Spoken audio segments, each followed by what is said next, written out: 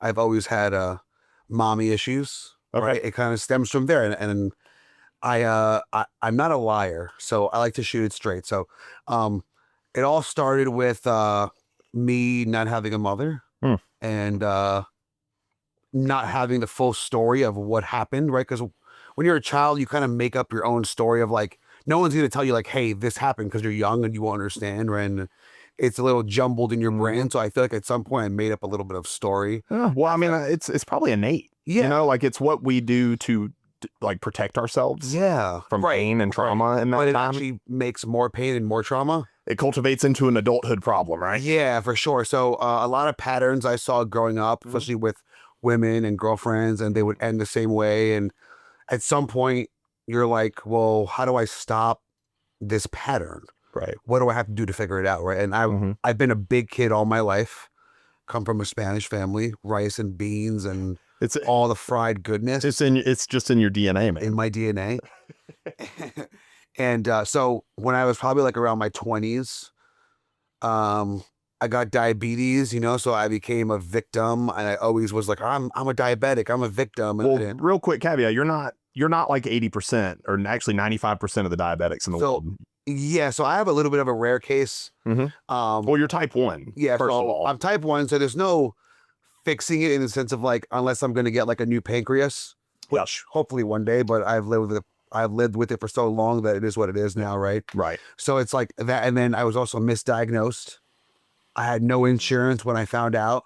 So it's like just a whirlwind of like things of like, how do we overcome any of this? And I'm in my 20s, so I'm just drinking, I'm eating cheese doodles, 99-cent Arizona cans of iced tea, all that good stuff. So that's like, you're trying to live and then you get derailed by this huge thing that you don't even understand what's going on. Right. And I mean, to your credit, one thing I always tell people here at the stores is most of the time type 2 diabetes is kind of lifestyle induced in a lot of ways. I wish I was type 2. Right. Well, you can outwork the type 2 for the most part. Beat it. Yeah. But type 1, guys, is autoimmune, and it is something that you're born with genetically.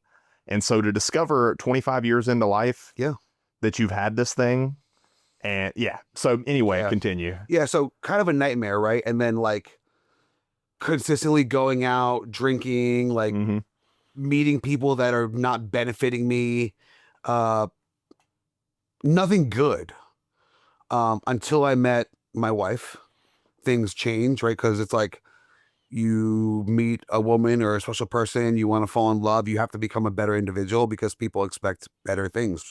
When you're in a relationship, it is a job. It's a two-way street. Absolutely. You have to do things that you don't want to do sometimes to better that and move forward. And on top of that, it comes to your breaking point, to your rock bottom of where you go, I'm either going to continue being a victim and I'm going to point my finger at everyone and say, this is your fault, your fault, your fault. Yeah. Or you're going to take full accountability and say, I'm the problem and I need to change for not the better of everyone else, but the better of me. Right. Right. And I think that, I mean, I might be misspoken to say this, but the victim mentality is what gets us to the point of rock bottom in most cases. You know, like, you keep blaming the world. You get a little dopamine hit from blaming the other person, the situation, until you keep stepping down, and then you wake up and you're like, wait, I have no friend. Like nobody. Yeah. So I try and tell everyone, like, if you can't sit in your home in peace and quiet with no noise, if you have to be on your phone, you have to have the TV on. If you can't sit there in pure silence and say, this is okay. Yeah. That means there's a problem. Yep. Because you're looking for outside avenues to escape. Yep. Right. So it's like, I've done that myself this week, brother. Yeah. And as long as you're aware of it and you know that you can always dip your foot back into there, but you know you can get it back out, that's where it kind of changes. And also with me, like losing my job last May, that kind of woke me up, and it's like, I'm the supporter of my family. Right. Yeah. I mean, as men, we tend to try and be leaders, right? And we try and... That's in our nature. Right. You know? We want to be the bigger individual, especially if you have like a wife or kids or whatever. It's like, what am I going to do to fix this? Absolutely. And you think of every negative and bad thing that in the world, and it's like, I don't have an option. I'm either going to survive or I'm going to wither away. Or I'm just going to survive. Yeah. Yeah. Because if you even talk about withering away, it's like, well, now it's already in your head. That's true. Yeah. So Once you speak then it, it's you're a reality. already like Yeah. going that suicidal direction. almost. Right. Right. So it's like for me, like losing my job, working for a company for 18 years, Mm-hmm. and then it's like one day it's gone, Yeah. and I'm overweight. I'm still taking care of my diabetes, but it's like I don't fight or flight, Yeah. Yeah. right? So it's like once I did that, I left my business from like the last 5 years on hold, Mm. and then I was like, well, let me start it back up. Right. Let me get in shape. Mm-hmm. Also, the passing of my grandmother in September was a really big wake up call. Right. Because as men, we tend to go in our shells, like we're not emotional individuals, Yeah. kind of. Yeah. And I didn't know how to control it. So at some point, my wife was like, what's happening? Mm-hmm. Because like you're not communicating, you're not, and I know most men can, like Yeah. talk about it or not talk about it. It's like, we're not communicating. It's uncomfortable. We're in a rough spot. It's like, what are we doing? Because no relationship is fully happy all the time. No. Even happy individuals or people that are positive or not positive 24/7. Right. Right. We know something bad will happen at some point. It's always just going to happen. Yeah. how are we being aware of that? Yeah. How are we going to get out of it Mm-hmm. positively? And it's still going to hurt, whatever that is. No doubt. But it's like, where do we go from here in a better direction? Mm-hmm. So for me, it was like, I lost my job. Then my grandmother passed away. My business wasn't doing great because I expected it to just skyrocket for some reason. Yeah. Because probably because 3 years before that, it was skyrocketing, but it was a consistent thing. Mm-hmm. So now when you have no other income but your business, it's kind of like, what do we do? Yeah. Yeah. The path to heaven feels like pain. The path to hell feels like pleasure. Yeah. What are your thoughts on that? Yeah. So 100%. So when you know you're fucking up, Mm-hmm. it's in your head and you're okay with it because you know you're fucking up. And like right now, I'm living my highest of highs of gratitude because so many things have changed in my life that are all for the better. Absolutely. The surroundings of people, including you and well, and you obviously like just like you used to blame others, like victimize yourself. Yeah. Don't give that credit to other people around you. I mean, you've pursued that, right? I'm not saying that, but like without certain people, it would be a little bit harder. Mm-hmm. I give myself all the credit. Yeah. I don't idolize. Well, yeah, I was gonna say. I mean, you should be I idolize myself. There's no question about that. Absolutely, bro. And I also idolize the man upstairs. Amen to that. Amen to that. But without certain people, it'd be a lot harder. Yeah. Like people at, Caroline Iron in the gym consistently telling me, hey, man, you're looking better by day. That's one of the most welcoming communities, too. Never have I been a part of it. And even when I came in here the first time to your store, I was like, I've never felt the way that I feel coming into TNS. Oh, thanks, man. But that's facts. Like, you guys are not just selling us products. It's a family environment. It's a friendly environment. Even if somebody wants to come in and pop in and say, hey, they don't want to buy something, we've seen it happen quite a few times already 100%. today. So for me, it was really just like riding the wave of like being high per se. Yeah. And it's like, you can only ride it for so long because at some point that wave tends to calm down a little bit, but it's like in your head, it doesn't have to calm down. Yeah. If you keep riding the wave forever, you're going to ride that wave forever. But if you believe it's going to cut off, well, it's going to cut off. Exactly. And, I love this because it speaks on momentum as a whole, and an unmet mentor of mine is Andy Frisella. He owns First Form, huge inspiration to me, but he always says that we control the momentum in which we have. Yeah. Right? You have to build it.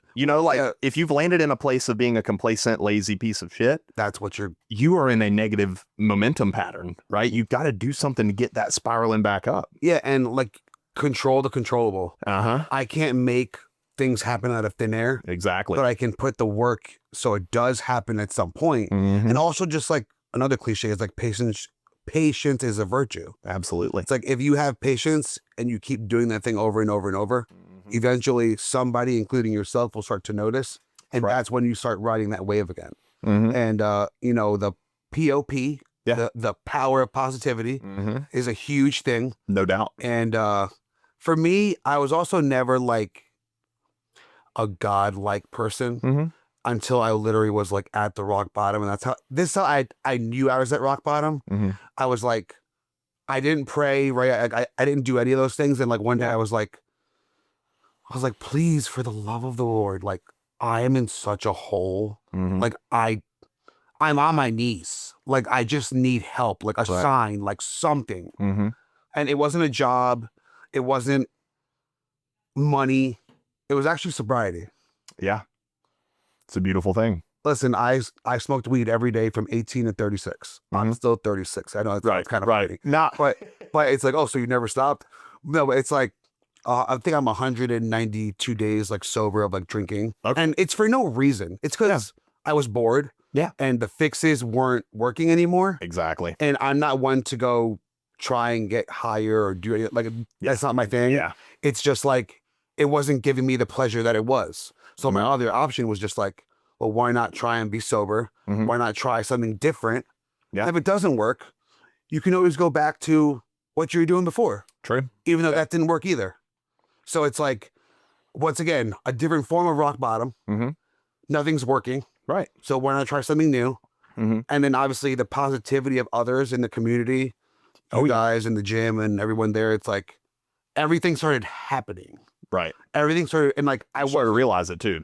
Yeah, like happening for you, not to you. So today, someone texted me and they were like, I can feel your momentum rolling and I could see the energy is shifting. And it's contagious.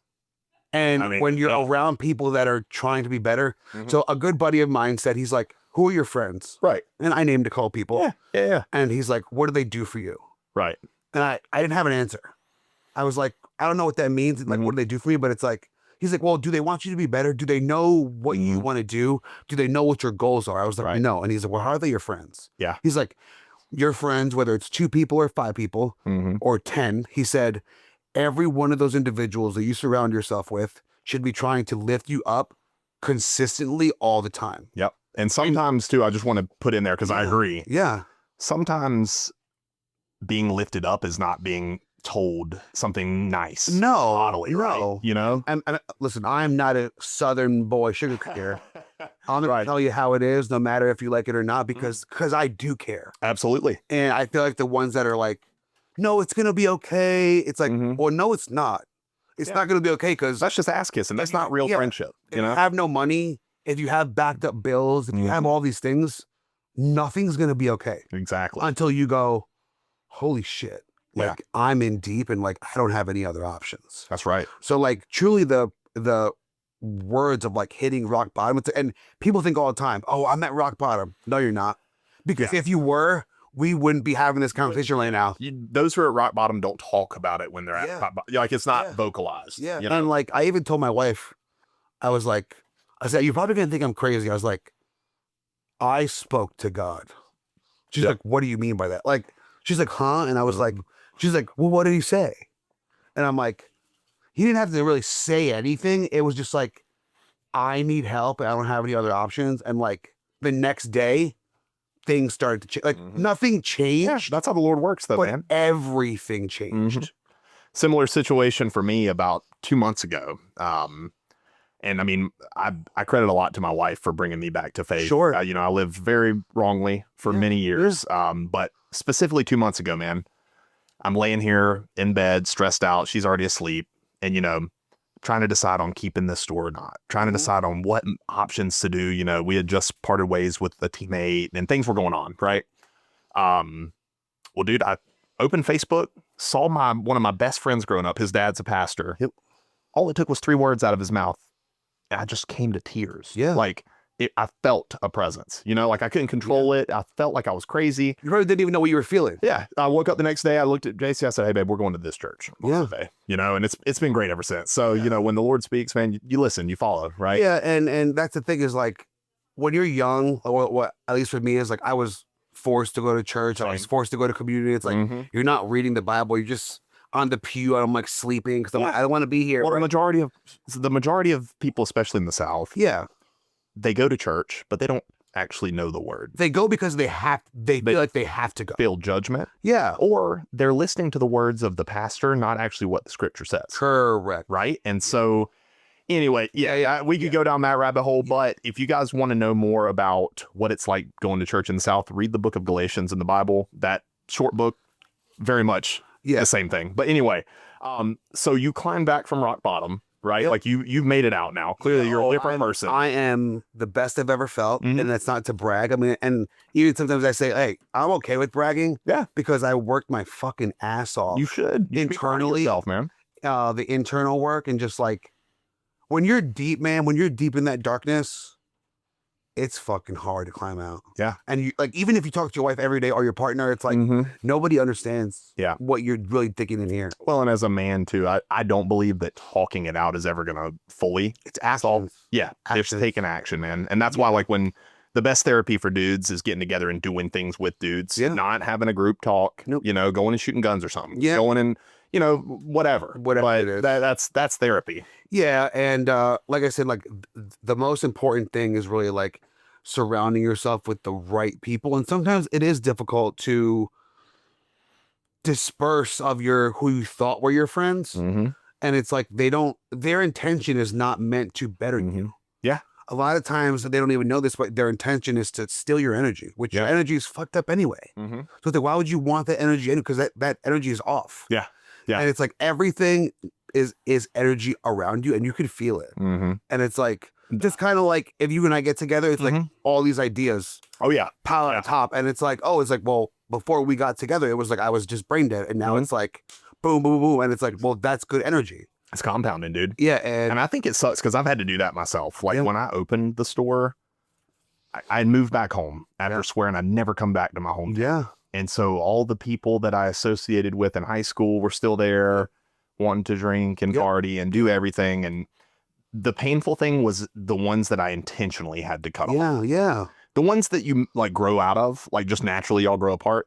It happens. That's life. 100%. But where you have to come to grips and be like, hey, I'm gonna have to just cut this person out of my life. Yeah, man. You know, and I don't hate them. I care about them, but I don't need that energy. Where's the benefit? Yeah, exactly. Who's benefiting? Because normally it's not the ones that are doing the cutting off. Exactly. And I agree.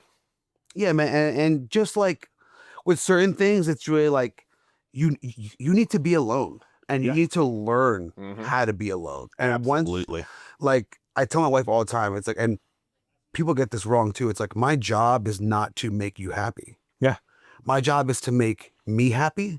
Your job is to make you happy. Yep. At the end of the day, we take all that happiness and we smash them together and we create a compound effect. Exactly. And we have an ultimate happiness. Doesn't mean that I'm not going to say nice things or do nice things, right? But it's like, you need to learn self-happiness, because if I'm not happy inside, I can't make you happy. Yeah. Well, and as you know, as a friend, my job isn't to make you happy. Right. It's in reality, if my job should be to make you better. Correct. Because I might piss you off. Sure. But guess what? If you're better 6 months from now, you're going to be happier. That's my point. So, and indirectly, a good friend is going to make you happy, even if they piss you off in the moment. Well, that's how it works. And that is real friendship. That is the ones that you know to keep, and the ones that you don't want to hear it from. Yeah. And it probably hurts a little bit, but it's also like when you go home and you're by yourself, you're like, I needed to hear that. Yeah. Like, I didn't want to hear it, but sometimes what you want to hear and what you need to hear is two totally different things, man. Exactly. And I know we're speaking in a lot of parallels to conversations that we've had outside of this cast, but it is very relevant to all of you guys' life. I'm sure that you've been in a situation where you realize you're around influences you shouldn't be. So I guess, in conclusion, really, like, what's the next steps for Ari Alvarado? Like, what does life look like in the next year for you?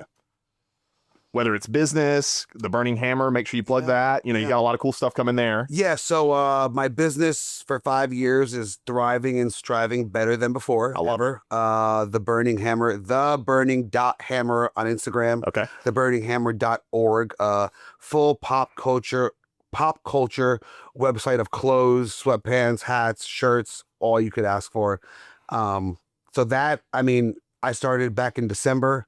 We've already just about tipped our top gross. So, money is always great. That's beautiful. Doesn't create happiness, but it does help things. Creates freedom. Right. That's what money is. On top of that, just myself, I always set goals. So 6 months ago, I set out a bunch of goals. Yeah. And honestly, I'm not going to lie. One of them was to be a part of TNS skits. Yeah. And to be surrounded with better people, because me coming into this store always felt It's fun. good. Yeah, man. And that means a lot to me because that's all I've ever wanted for this place. Like, it dawned on me during that whole spiritual revelation that TNS is not where Jacob makes his money. Correct. Like, this is for the community, really. Yeah. Like, and I've even considered making it publicly owned by the community. Like, there's a way to do that. But cool, yeah, like people can buy shares and invest in the local hub. But yeah, so thank you for saying that. Anyway. Yeah, no, I mean, just facts, right? And I always, so like, when people say I wish I knew that I was in the good old days, this is cliche too, but it's like, I can actually know that I'm in those days right now. So all the goals that I set 6 months ago to a year, I'm already hitting right now. That's amazing. Shout out to Clean Eats. Amen. Carly knows that one of my goals was to become an affiliate of Clean Eats because I love the culture. I love the place. I love the owner. She's great. She's funny. She does so much for the community. We never even spoke about it. Yeah.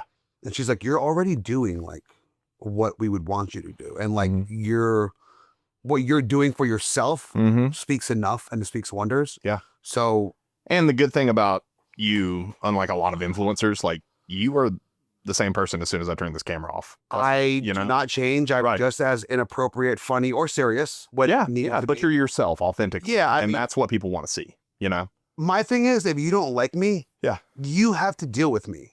That's not my problem. I deal with me every day. The person who's normally doesn't like you is either jealous of your character, jealous of or what insecure you have, or something, or within themselves, some sort of insecurity that they're lashing out towards you. Yeah. No one knows me enough, like in a sense of like, you can hate me. And that's the weird thing is like, I block all that out. When people say, oh, you should give no fucks, I give a negative amount of fucks. Yeah. Yeah. Because I worry about my happiness. So you don't give them, you receive them. Yeah. You know? Yeah. I mean, bring on an international bank of fucks. Yeah. Bring on the fucking IBF. And that's a good shirt design right there. And that is the true secret to life. Stop caring about what anyone thinks. And like, well, how do you do that? Well, when you don't care anymore, you will figure it out. And and if you have to post an Instagram story to tell people to stop caring about what other people think, or to if you have to post a story on Instagram to give a piece of psychological advice, chances are you're thinking about that. You're talking about yourself at the moment, right? And a lot of social media people, they use their social media as like a diary. Yeah, and I get that. You know, and that's cool, but you can't back to the pointing of the fingers. Yeah, extract. Exactly. Hey, you're this, you're that. It sounds like you're just talking about yourself. Right. And that's okay. Exactly. Change that. Use it as an actual tool of insecurity and positivity to roll it over and go, okay, I am talking to myself and I am going to get better. And this is how I'm going to do it. Absolutely. And by no means is any of this easy. No. But if you really, really want something, the odd thing is that we're the only ones holding ourselves back. Exactly. And it's like, I can't do this. Actually, you can do whatever you want. Yeah. You can literally go. If you want to go learn how to fly a plane, you can go do that. Yep. We live in such a generation where you can just go, how do I anything? And it goes, whoosh. Shows you. But everyone's like, I'm just so held back. Your mind is holding you back. Exactly. Well, and it cracks me up, and we'll wrap it up here in a second. But people tell us all the time, I want to do that, but wait. For example, forever I said I couldn't lose weight. I can't do this. Everyone's putting things into my mouth. Yeah. There's food. Well, I was gonna say, is that their fault? That you chose to chew? Right. It's like, I don't want to prep my own food. Right. So I'm going to get fat off someone else. Like, whose fault is that? Yeah. Once you take control of your life 100%, everything changes. Everything, the world around you changes. Yep. And everything literally starts to bloom like a flower. And what we've heard the statement, you can lead a horse to water, but you can't force him to drink. I can give you all the tools to assess. Well, if that horse never drank at the water well, the horse never goes and blames his master for him being dehydrated, right? Like that was me and thirsty. Right. Well, right. Exactly. So, well, Ari, I appreciate you coming in, man. 100%. It's inspiring to see your journey. And Thank you. Hopefully, if you could send me some previous photos of yourself to overlay, That'd be killer. Yeah, I will. But look forward, guys, to more content with this beautiful man involved. We got some skits coming up, hopefully next week, and hopefully some collaboration stuff.